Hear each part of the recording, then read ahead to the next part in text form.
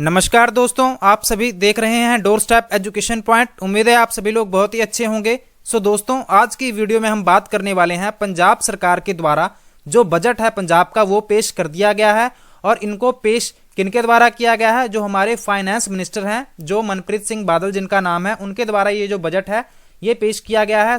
इस बजट में कौन सी जो नई बातें हैं विद्यार्थियों के लिए, जो यहाँ पर काम करने वाले मजदूर हैं, चाहे वो किसान हो या फिर जो इंडस्ट्रियलिस्ट हों, और यहाँ पर जितने भी लोग हैं चाहे वो महिलाएं हों, और यहाँ पर बाकी के जितना भी जो वर्ग यहाँ पर बच गया है उनके लिए यहाँ पर कौन कौन सी जो बातें की गई हैं उन्हीं बातों को हम डिस्कस करेंगे। दोस्तों, वीडियो शुरू करने से पहले सबसे आप हमारे चैनल को सब्सक्राइब कर लें, क्योंकि हम इस तरह की जो वीडियोस हैं वो बनाते रहते हैं। सबसे पहले हम बात करते हैं कि जो यहाँ पर बस की जो सर्विसेज हैं, चाहे वो वुमेन्स हों, चाहे वो सरकारी स्कूलों में या फिर कॉलेजों में पढ़ने वाले जो विद्यार्थी हैं वो हों, उनके लिए जो बस की सर्विसेज हैं वो फ्री कर दी गई हैं। और यहाँ पर जो 100 करोड़ जो रुपए हैं वो आपको पहले भी पता होगा, इससे पहले भी पंजाब सरकार ने जो स्मार्टफोन थे उनको 12वीं क्लास के बच्चों में बांटा था फ्री ऑफ कॉस्ट। और यहाँ पर जो एजुकेशन सेक्टर है उसमें भी यहाँ पर लगभग 16,302 करोड़ खर्चे की बात की गई है। इसको हम थोड़ा सा डिटेल में भी देखेंगे, मैं आपको अभी थोड़ा सा की पॉइंट बता रहा हूं। और लगभग 17,051 करोड़ जो किसानों की भलाई के लिए, किसानों के कल्याण के लिए ये खर्चे किए जाएंगे। कहां कहां खर्चे किए जाएंगे इनके बारे में भी हम बात करेंगे।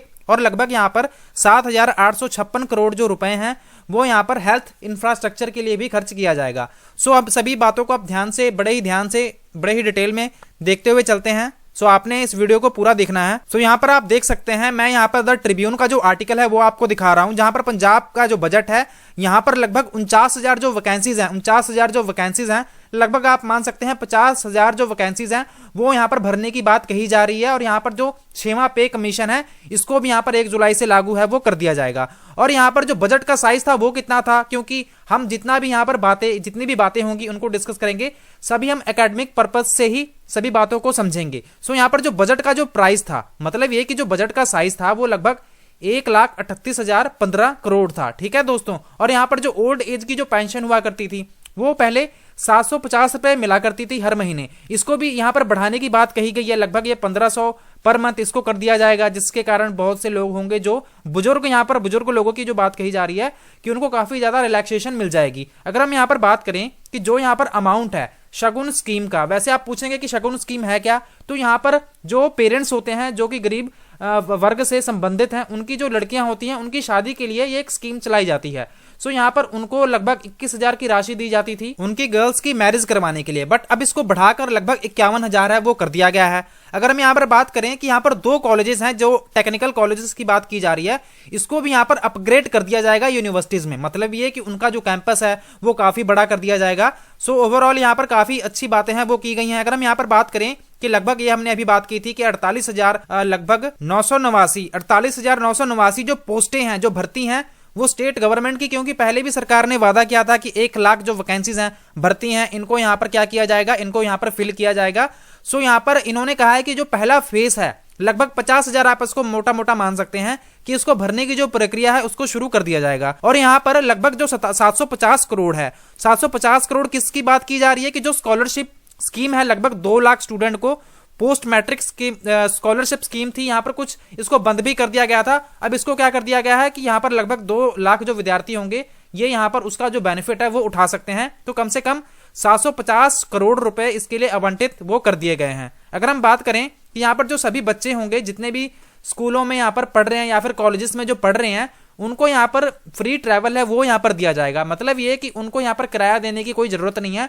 वैसे दोस्तों, अगर हम बात करें कि ये बात तो पहले भी थी, अगर आप पहले विद्यार्थी रह चुके हैं तो आपको ये जरूर पता होगा कि जो पास की सर्विसेज है, बस पास की सर्विसेज है, मान लीजिए कि आपका जो कॉलेज है वो 50 किलोमीटर के अंदर अंदर है, तो आपका एक बस पास बन जाता था जो लगभग फ्री जैसा ही होता था। तो ये सभी गवर्नमेंट कॉलेजेस में ये तो पहले ही जो फैसिलिटी है वो दी जाती थी। तो ये एक बात वैसे इन्होंने बना दी है, ये फैसिलिटीज पहले भी दी जाती थी। बट यहाँ पर ये इन्होंने अच्छा काम किया है कि सभी जो सरकारी बसेज हैं उसमें यहाँ पर जो भी वुमेन्स होंगी उनको यहाँ पर जो ट्रैवल दिया जाएगा वो फ्री दिया जाएगा। ठीक है दोस्तों। तो कहीं ना कहीं यहाँ पर ये एक गिफ्ट है वुमेन एम्पावरमेंट का, वुमेन एम्पावरमेंट के लिए ये काफी उन्होंने एक अच्छा महिलाओं के लिए ये गिफ्ट दिया है। अब हम बात करते हैं कि यहाँ पर स्कूलों की, कि यहाँ पर 250 जो स्कूल होंगे उनको यहाँ पर अपग्रेड करने की बात है वो कही जा रही है।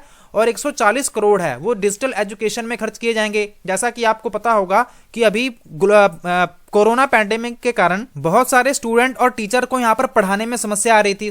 जो यहाँ पर बच्चे थे उनको यहाँ पर बातें समझने में बहुत ज्यादा समस्याएं आ रही थी कि जो भी उनको पढ़ाया जा रहा था कहीं ना कहीं डिजिटल जो एजुकेशन है उसको यहाँ पर प्रमोट है वो करने की बात कही गई है। अगर हम बात करते हैं कि 100 करोड़ जो रुपए हैं उसको यहाँ पर स्मार्टफोन देने के लिए, इससे पहले भी काफी जो स्मार्टफोन है वो बच्चों में बांटे जा चुके हैं। 12वीं क्लास के जो बच्चे थे उनको यहाँ पर और स्मार्टफोन बांटने की यहाँ पर जो बात है, क्योंकि इनका ये पहले भी मैनिफेस्टो में इन्होंने लिखा भी हुआ था कि हम बच्चों को स्मार्टफोन बांटेंगे जो स्टूडेंट हैं, क्योंकि जो टेक्निकल या फिर डिजिटल जो एजुकेशन है वो उससे पिछड़ते जा रहे थे। सो कहीं ना कहीं इसके लिए भी इन्होंने काफी अच्छा काम किया है। तो यहाँ पर लगभग 100 करोड़ जो रुपए हैं वो यहाँ पर मोबाइल फोन के लिए आवंटित किए गए हैं। और यहाँ पर जो फिटनेस पार्क होते हैं, जो गवर्नमेंट यहाँ पर आपको स्कूल देखने को मिलते हैं, और यहाँ पर जो प्ले ग्राउंड्स होंगे, यहाँ पर काफी फिटनेस पार्क की भी यहाँ पर एस्टेब्लिशमेंट करी जाएगी। और यहाँ पर जो 100 करोड़ अपग्रेडेशन ऑफ जो गवर्नमेंट यहाँ पर कॉलेजेस या फिर स्कूल होंगे इनको यहाँ पर अपग्रेड कर दिया जाएगा। मतलब ये कि यहाँ पर जो फैसिलिटीज नहीं थी उनको यहाँ पर और एक्सटेंड किया जाएगा। और यहाँ पर 1064 करोड़ है वो यहाँ पर GNDU Guru Nanak Dev university, Punjabi university, Punjab agriculture university, Rajiv Gandhi national law university, इन सभी के लिए क्या किया गया है कि 1064 करोड़ रुपए अलग से यहाँ पर रखे गए हैं, जिनको यहाँ पर और सर्विसेज इनको और यहाँ पर जो इनकी क्वालिटी है उनको यहाँ पर इंप्रूव किया जा सके। Mitigate risk of horticulture farmer. सबसे पहले हम ये समझते हैं कि हॉर्टिकल्चर होता क्या है। जो यहाँ पर फलों की जो खेती बाड़ी या फिर सब्जियों की जो खेती बाड़ी की जाती है उसमें यहाँ पर ये बातें बताई जा रही हैं कि किसान जब भी इन सभी फसलों को उगाता है, ग्रो करता है, तो यहाँ पर उसको बहुत ज्यादा रिस्क होता है। रिस्क कैसे होता है? कई बार जो प्राइसेस होते हैं वो उनको अच्छे ढंग से नहीं मिल पाते, या फिर कोई ऐसी बात हो गई कि ज्यादा बारिश पड़ गई, या फिर उनकी जो फसल है या फिर जो उनकी सब्जियां हैं वो खराब हो गई, तो वो कैसे कर पाएंगे? या फिर कई बार उनको पेमेंट भी नहीं मिल पाता है। तो सरकार ने यहाँ पर जो स्कीम है वो अनाउंस की है, जिसमें यहाँ पर एक जैसे MSP लगाया जाता है ना, उसी तरह एक बेस प्राइस है वो फिक्स कर दिया जाएगा। सो उसी के आधार पर जो आपकी सेलिंग होगी, जो यहाँ पर आपकी फल सब्जियां होंगी, उसी के आधार पर ही उसको खरीदा जाएगा। और यहाँ पर जो एग्रीकल्चर मार्केटिंग है, इनोवेशन है, रिसर्च सेंटर, यहाँ पर इसके भी यहाँ पर कहा जा रहा है कि इसको भी यहाँ पर खोला जाएगा मोहाली में। और यहाँ पर 200 करोड़ एक क्रॉप डाइवर्सिफिकेशन। क्रॉप डाइवर्सिफिकेशन क्या होता है कि जो आपकी क्रॉप्स हैं, जो आप फसलें उगा रहे हो या फिर सब्जियां या फिर फल फ्रूट्स उगा रहे हो, उसको यहाँ पर बदला जाए। एक ये नहीं कि आपने अगर सेब की अगर खेती करनी शुरू कर दी या फिर कोई और भी फसल की अगर आप खेती कर रहे हो तो आप उसकी ही करते रहो, उसको यहाँ पर बदलो भी। तो यहाँ पर सरकार की ऐसी बात सामने आ रही है कि वो इंसेंटिव भी देगी, आपको काफी ज्यादा रिलैक्सेशन दे सकती है पैसों में, या फिर जैसे खाद हो गया या फिर और भी बहुत सारी चीजें होंगी। इसमें आपको जो बेनिफिट है सरकार के द्वारा हेल्प है वो दी जा सकती है। और यहाँ पर जो एग्रीकल्चर डेवलपमेंट है और इस यहाँ पर जो एग्रीकल्चर डेवलपमेंट ब्यूरोज होंगे, इसको भी यहाँ पर हर जिले में क्या किया जाएगा, इसको यहाँ पर ओपन किया जाएगा। लगभग यहाँ पर 361 करोड़ हॉर्टिकल्चर के लिए। ठीक है दोस्तों, इसके लिए यहाँ पर इन्होंने इस पैसे को आवंटित किया हुआ है। अगर हम बात करें पंजाब गवर्नमेंट ने ये क्या कर दिया गया है कि इनके द्वारा जो भी फार्म लोन्स थे, जो भी पहले किसानों ने क्या किया था, लोन लिया था, कर्जा लिया था, उनको यहाँ पर क्या किया गया है, उनको यहाँ पर पावर सब्सिडी तो दी ही गई है और उनका जो लोन है वो भी कुछ हद तक माफ किया गया है। यहाँ पर बताया जा रहा है कि लगभग 1186 करोड़ जो किसानों ने लोन लिया था, लगभग 1.13 लाख जो फार्मर्स थे, इन्होंने ये जो 1.1 इनका जो इतना लोन था वो इन्होंने इनके द्वारा सरकार के द्वारा ये माफ कर दिया जाएगा। और यहाँ पर जो 526 करोड़ जितने भी यहाँ पर लैंडलेस फार्मर थे, मतलब ये कि जो 526 करोड़ थे जिनके पास कोई जमीन नहीं थी, जिन किसानों के पास, उनका लगभग यहाँ पर 526 करोड़ जो कर्जा है वो माफ कर दिया गया है। कौन सी स्कीम के अंडर? जिसका नाम है वेवर स्कीम। ये आपसे एग्जाम में भी पूछा जा सकता है कि कौन सी वो स्कीम थी जिसके अंतर्गत आपका जो ये किसानों का कह सकते हैं कि ये कर्जा था वो माफ किया गया था लैंडलेस फार्मर्स का। तो ये तो रहेगी एकेडमिक पॉइंट्स की बात। और यहाँ पर लगभग 7180 करोड़ जो आपको फ्री पावर सब्सिडी है, जो आपको फ्री में बिजली है उसके लिए जो सब्सिडी दी जाती है, ये भी किसानों को ये दी जाएगी। और यहाँ पर एक न्यू अम्ब्रेला प्रोग्राम है, इसको भी लॉन्च किया गया है, जिसका नाम है कामयाब किसान खुशहाल पंजाब योजना। ठीक है, इसमें यहाँ पर क्या बात कही है इन्होंने कि इस स्कीम के अंडर लगभग 3780 करोड़ जो रुपए हैं वो क्या किए जाएंगे, अगले 3 सालों में इसको खर्चा जाएगा। और इसी साल की बात बताई जा रही है कि 1104 करोड़ हैं वो इस साल के लिए आवंटित किए गए हैं। और यहाँ पर एक सेंटर एक्सीलेंस का, जहां पर वेजिटेबल्स वगैरह के लिए यहाँ पर फाजिलका में इसको खोला जाएगा। और एक PG इंस्टीट्यूट को भी यहाँ पर खोला जाएगा, horticulture research to be set up in Amritsar. और यहाँ पर जो मोबाइल वेंडिंग कार्ड्स हैं इसको भी यहाँ पर प्रोवाइड किया जाएगा, किसको, फार्मर्स को, जिससे वो अपना एक जगह से दूसरी जगह जो इनका उत्पादन है उसको यहाँ पर ले जा सकते हैं। और अब हम बात करते हैं क्या इन्होंने इंडस्ट्रीज के लिए कोई यहाँ पर वेवर वगैरह नहीं दिया? बिल्कुल दिया है। तो यहाँ पर इन्होंने बात कही है कि यहाँ पर जीएसटी जो इंसेंटिव्स हैं वो यहाँ पर 17 अक्टूबर 2022 तक इन्होंने दिया है, जिसके कारण क्या होगा कि बहुत सारी जो इन्वेस्टमेंट है प्राइवेट प्लेयर की तरफ से वो यहाँ पर आ सकती हैं। तो इससे पहले भी सरकार ने मौका दिया था, तो उसको अभी एक्सटेंड किया है इन्होंने, और इसके अंतर्गत ही जो यहाँ पर बिजली सस्ती है, वो बिजली सस्ती का जो कह सकते हैं कि बेनिफिट है वो यहाँ पर प्राइवेट जो प्लेयर्स होंगे उनको यहाँ पर दिया जाएगा।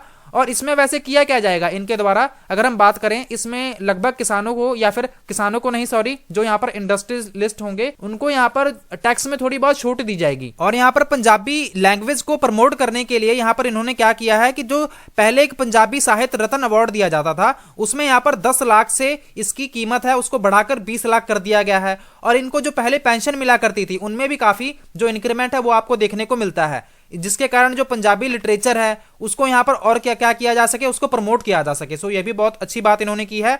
अगर हम बात करें कि यहाँ पर जो 100 करोड़ है वो यहाँ पर बाबा साहेब अंबेडकर का एक कह सकते हैं कपूरथला में एक म्यूजियम बनाया जाएगा। वैसे दोस्तों आपने सोचा है कि ये बनाने के पीछे मेन मकसद क्या है? सो इसके कारण जो टूरिज्म है वो पंजाब में बढ़ाया जा सके। सो पंजाब गवर्नमेंट है वो कहीं ना कहीं इस बात को भी सोच रही है कि पंजाब में अगर ऐसी चीजें बनाई जाएंगी तो कहीं ना कहीं जो टूरिज्म है वो पंजाब में बहुत ज्यादा बढ़ेगा, जिसके कारण जो इनकम है बाहर से जो लोग आएंगे वो यहाँ पर विजिट करेंगे। सो जिसके कारण ये भी इनकम का एक स्रोत ही बनेगा। वहां पर अगर म्यूजियम खुल गया तो वहां पर काफी सारी दुकानें खुलेंगी, वहां के आसपास के जो लोग होंगे उनको यहाँ पर रोजगार दिया जाएगा। और यहाँ पर जो फाइनेंस मिनिस्टर हैं इनके द्वारा यहाँ पर 2 नए जो मेडिकल कॉलेजेस हैं और हॉस्पिटल्स हैं इनको भी यहाँ पर खोलने की यहाँ पर बात कही गई है। कौन कौन से? और यहाँ पर कहा गया है कि the college will be set up at Kapurthala और होशियारपुर में लगभग 650 करोड़ का यहाँ पर खर्चा आने वाला है। और एक यूनिट इनकी ताता मेमोरियल हॉस्पिटल मुल्लापुर में भी यहाँ पर खोली जाएगी लगभग 450 करोड़ की लागत के साथ। और एक यहाँ पर वायरोलॉजी सेंटर है जहां पर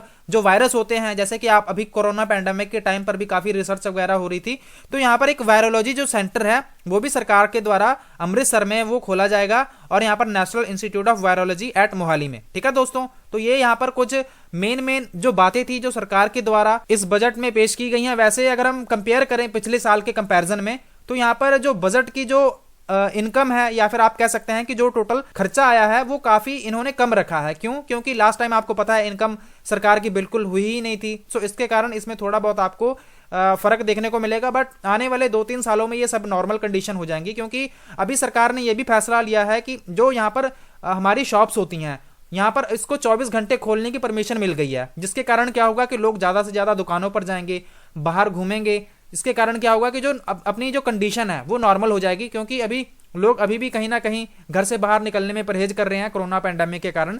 सो यहाँ पर ये सारी जो बातें हैं वो यहाँ पर बताई गई हैं। अब आप दोस्तों आप हमें कमेंट करके बताएं कि आपको सरकार का बजट कैसा लगा। हमने तो जितना भी यहाँ पर एकेडमिक पॉइंट्स ऑफ व्यू से जितनी बातें थी हमने वहां पर समझने की कोशिश की है, फिर भी एक आधा पॉइंट तो रह ही गया होगा। सो इसी नोट के साथ हम इस वीडियो को करते हैं खत्म। दोस्तों अगर वीडियो पसंद आई हो तो आप इसको लाइक करने के बाद अपने दोस्तों के साथ भी शेयर कर सकते हैं। चैनल पर नए हैं, हमारे चैनल को सब्सक्राइब नहीं किया है तो आप इसको सब्सक्राइब भी जरूर करें। सो आज के लिए इतना ही। Thank you so much for watching. God bless you all.